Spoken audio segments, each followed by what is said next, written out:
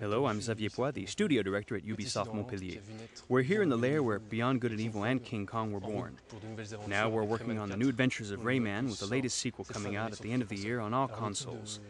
So the team here in Montpellier has been around for a long time, with some of them having worked on Rayman 1, Rayman 2, Beyond Good and Evil, and King Kong. Obviously, the team has grown over the years with many talented people, but the core of the team has been working on video games since the beginning.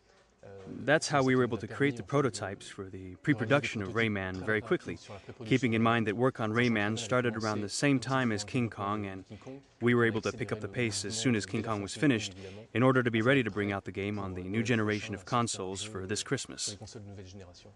As soon as we heard Nintendo talking about the new Wii system that is coming out at the end of the year, we knew we were on the same track, had the same philosophy.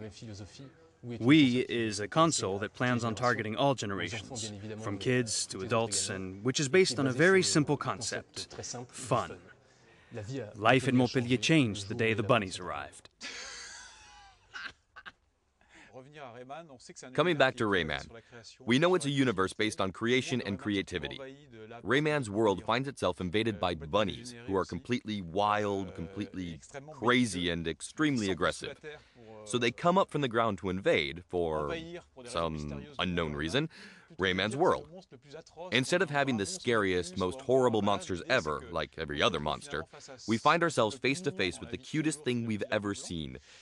It's the adorable little white bunny with the little hearts, but in reality, he has a much darker side, and if you ask me, this will be one of the most ferocious enemies that Rayman will ever have to overcome in his entire career.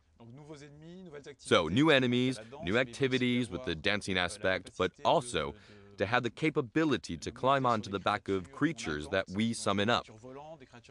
Creatures that fly, that swim underwater, that climb all over the place.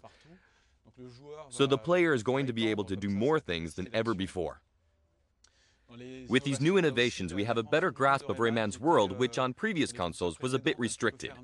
And now we'll be able to explore the same fantastic world, but with much more liberty and with the combination of action and adventure at the same time.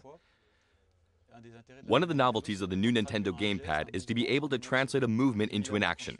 So when you do this like this, it would become a series of rapid punches like Kung Fu. Yeah! Like that! If the player slams his two fists on the ground like this, he'll destroy the ground.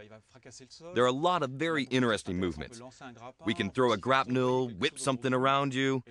So instead of giving the orders with a button, it's the movements that actually allow you to move Rayman and link tons of movements together, like dancing even. It's relatively instinctive because we memorize quite easily a movement. It's more natural than just pressing buttons.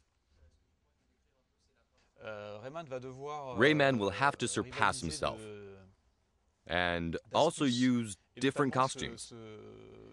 That's a new aspect for this latest episode because there are tons of costumes that the player can select from, which will allow him to sneak through certain zones, but which also have various functions. Each costume corresponds to a musical style, so the player can decide to start some hip-hop music or why not even classical music. Each musical style has a specific impact on the bunny invaders, who, with their big ears, are extremely receptive to the different kinds of music. So the player will have a large choice. It's also a kind of liberty that this Rayman will have, to be able to dress how we want, listen to the music we want, keeping in mind that it will have an impact on the environment, the bunnies, and the enemies in general.